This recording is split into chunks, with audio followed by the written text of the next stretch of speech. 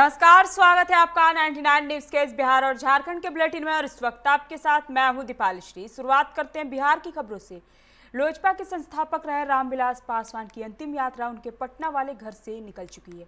दीघा घाट पर राजकीय सम्मान के साथ अंतिम संस्कार किया जाएगा। पासवान की अंतिम यात्रा शुरू होने से पहले एसके स्थित उनके आवास पर माहौल काफी भावुक हो गया था। बेटे चिराग पासवान ने जैसे ही पिता को कंधा दिया, लोगों की आंखें नम हो गई। रामविलास अमर रहे के नारे लगे। पार्थिव शरीर को सेना के वाहन पर रखा गया।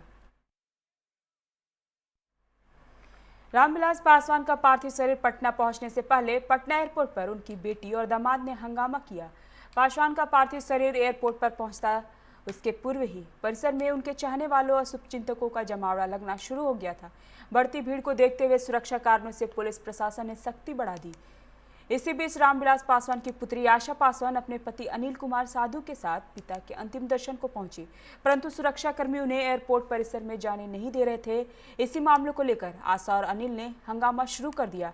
हालांकि तमाम प्रयासों के बाद भी आशा और अनिल पासवान के अंतिम दर्शन नहीं कर सके।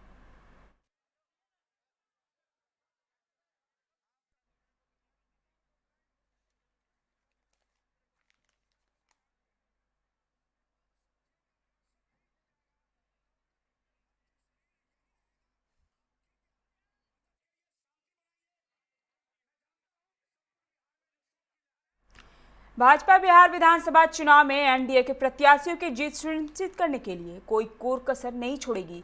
पार्टी ने इसी उद्देश्य से प्रधानमंत्री नरेंद्र मोदी और मुख्यमंत्री नीतीश कुमार की 12 साझा रैलियां तय की है।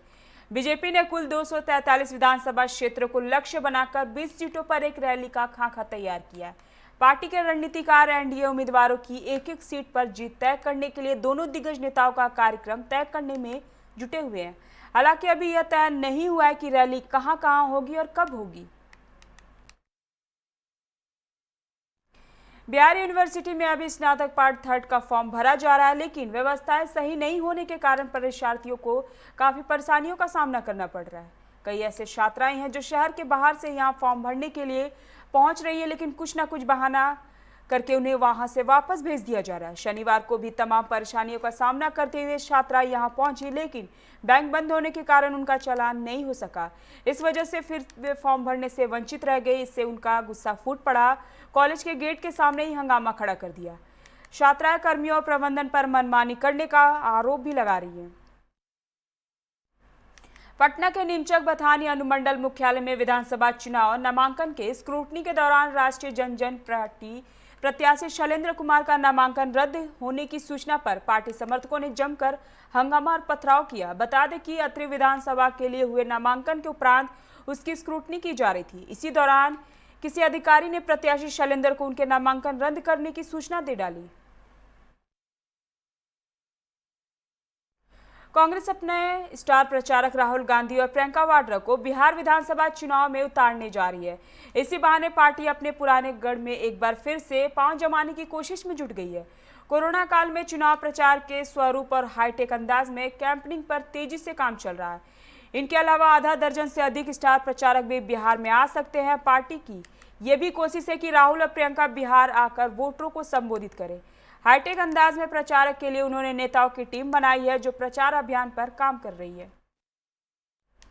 मोतिहारी शहर के पुराना बंजरिया प्रखंड कार्यालय के समीप शनिवार के सुबह मॉर्निंग वॉक पर निकले एक व्यवसायी को बदमाशों ने अंधाधुंध फायरिंग कर गोलियां से छलनी कर दिया, जिससे उनकी मौके पर ही मौत हो गई। उनकी पहचान हरसिद्धि थाना क्षेत्र के सोबैया गांव निवासी मनोज सिंह के रूप में हुई है। वे शहर के चिलवनिया मोहल्ले में रहते थे। बाइक सवार बदमाशों ने उनके शरीर में आधा दर्जन गोलियां उतार दी, जिससे उनकी घटनास्थल पर ही मौत हो गई। पुलिस घटनास्थल पर पहुंच गई और मामले की छानबीन में जुटी हुई है। गोपालगंज के मीरगंज थाना क्षेत्र के सिंघा गांव में कोल्हता टोला में जमीन के बंटवारे के विवाद को लेकर एक युवक ने अपने पिता की कट्टे से गोली मारकर हत्या कर दी। इस वारदात को अंजाम देने के बाद आरोपित युवक फरार हो गया है। इसी बीच किसी ने पुलिस को इसकी सूचना दे दी। सूचना मिलने पर मौके पर पहुंची पुलिस ने अधेड़ के शव को कब्जे में लेकर पोस्टमार्टम के लिए सदर अस्पताल भेज दिया। मृतक के छोटे पुत्र का बयान दर्ज कर पुलिस आरोपित युवक को गिरफ्तार करने के लिए छापेमारी कर रही है। कोरोना काल में हो रहे विधानसभा चुनाव में अपनी ड्यूटी से बचने के लिए बड़ी संख्या में अधिकारी कर्मचारी बीमारियों का आधार बना रहे हैं। ऐसे लोगों के दावे की जांच आज से मेडिकल बोर्ड करेगा। इसके लिए जिला निर्वाचन पदाधिकारी सह जिलाधिकारी के निर्देश पर एक मजिस्ट्रेट और 12 डॉक्टरों की प्रतिनियुक्ति की जाएगी। जो लोग बीमारी के कारण चुनावी कार्य में अक्षम होंगे उन्हें इस कार्य से रियायत मिल जाएगी, लेकिन बहाना करने वालों पर प्रशासन कार्रवाई की अनुशंसा करेगा। बेगूसराय जिले के पचवाड़ा विधानसभा क्षेत्र से महागठबंधन के प्रत्याशी अवधेश कुमार राय को अनुमंडल व्यवहार न्यायालय दल सिंह सराय के एसीजीएम 3 विवेक विशाल ने न्यायिक हिरासत में लेकर मंडल करार रोसड़ा भेज दिया है। मालूम हो कि वे बछवाड़ा के पूर्व विधायक सह सीपीआई के जिला सचिव भी हैं। उन पर वर्ष 2005 के विधानसभा चुनाव में आचार संहिता उल्लंघन का मामला समस्तीपुर जिला के विद्यापति नगर थाने में दर्ज हुआ था। वे विगत 15 वर्षों से फरार चल रहे थे। पहले चरण में पटना जिले के 5 विधानसभा क्षेत्रों में 28 अक्टूबर को मतदान होगा। यहां नामांकन प्रक्रिया गुरुवार को समाप्त हो गई है। शुक्रवार को स्क्रूटनी की गई। मोकामा के 9, बाढ़ के 19, मसौड़ी के 13, पालीगंज के 28 और विक्रम के 15 उम्मीदवार का नामांकन पत्र सही पाया गया है। मसौड़ी के 6, विक्रम के 3, मोकामा और पालीगंज विधानसभा क्षेत्र के एक उम्मीदवार का नामांकन पत्र रद्द हो गया। उम्मीदवार 12 अक्टूबर तक नाम वापस ले सकते हैं। दूसरे चरण में पटना जिले के 9 विधानसभा क्षेत्रों में 3 नवंबर को मतदान होगा। इनमें दीघा, बांकीपुर, कुम्हरार, पटना साहिब, फतुहा, दानापुर, मनेर, फुलवारी शरीफ और बांकीपुर शामिल है।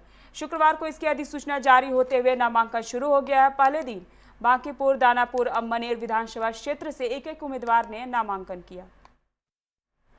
सीतामढ़ी में 2 युवकों की हत्या शव को सड़क किनारे फेंका। थाना क्षेत्र के रामपुर सिघोरबा गांव के समीप अपराधियों ने हथियार से प्रहार कर बाइक सवार 2 युवक की हत्या कर दी।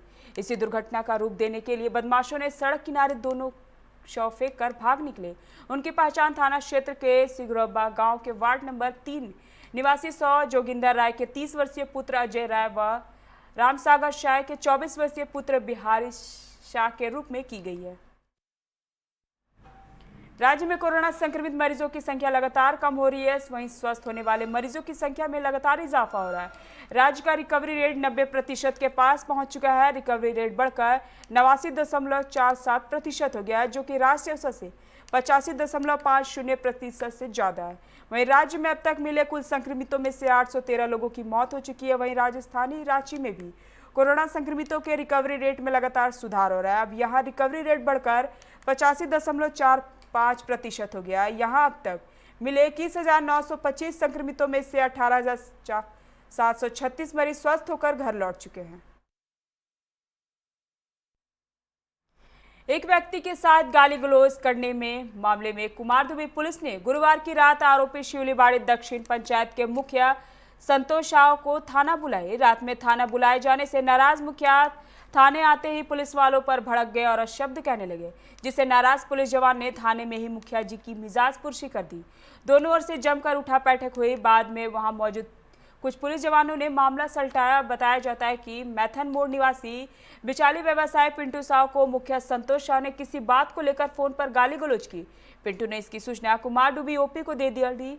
ओपी में मौजूद रहे एसआई संजय शर्मा ने मुखिया को फोन किया और ओपी आने को कहा। मुखिया थोड़ी देर बाद ओपी पहुंचे। एसआई शर्मा से अभद्र व्यवहार करने लगे। शर्मा ने मुखिया को समझाने का प्रयास भी किया, लेकिन उसने एक ना सुनी और संजय शर्मा से उलझ गए।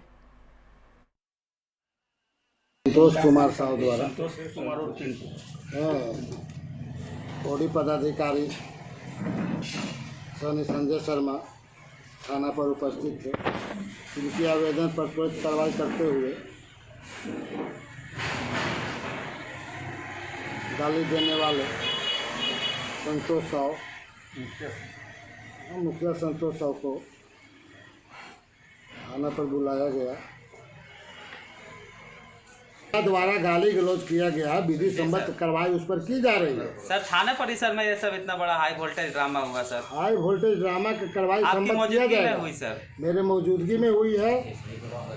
और एसआई पे हमला भी हुआ सर। एसआई पे हमला भी हुआ, उसका गिरफ्तार पकड़ गया। दुर्भाग्य का हमला हुआ है, इसकी जानकारी मुख्यमंत्री हेमंत सोरेन और स्वास्थ्य मंत्री बन्ना गुप्ता शनिवार को मेडिका अस्पताल में इलाजरत शिक्षा मंत्री जगन्नाथ महतो से मुलाकात करने पहुंचे। दोनों नेताओं ने जगन्नाथ महतो से मुलाकात की और डॉक्टरों से उनके स्वास्थ्य का हाल जाना। बता दें कि शिक्षा मंत्री 28 सितंबर को कोरोना संक्रमित पाए गए थे, जिसके बाद उन्हें रिम्स के कोविड सेंटर में भर्ती कराया गया था। 1 अक्टूबर को उन्हें मेडिका अस्पताल में भर्ती कराया गया था। तब से शिक्षा मंत्री मेडिका में इलाजरत हैं। बाबा बैद्यनाथ मंदिर को सभी के लिए खोलने और अर्घा हटाने की मांग को लेकर शुक्रवार देर शाम से शुरू हुआ विरोध शनिवार को तूल पकड़ लिया है। एसडीओ सह मंदिर प्रभारी दिनेश कुमार यादव शनिवार सुबह मंदिर पहुंचे तो वीआईपी गेट के बाहर ही उनको पुरोहित ने रोक दिया। कहा अंदर नहीं जाने देंगे, पहले सबके लिए मंदिर खुलवाने की बात करें। एसडीओ के लाख समझाने की कोशिश नाकाम हो रही है। अभी एसडीपीओ विकास श्रीवास्तव भी पहुंच चुके हैं। बाबा मंदिर के मुख्य गेट पर हो रहे विरोध के कारण आधा घंटा से ई पास के लिए भक्तों का दर्शन रुक गया है। गौरतलब है कि शुक्रवार को पूर्व मुख्यमंत्री व भाजपा के राष्ट्रीय उपाध्यक्ष रघुवर दास मंदिर में दर्शन करने पहुंचे थे। उन्होंने सरकार से हर रोज 5000 लोगों को मंदिर में दर्शन की व्यवस्था करने की मांग की थी।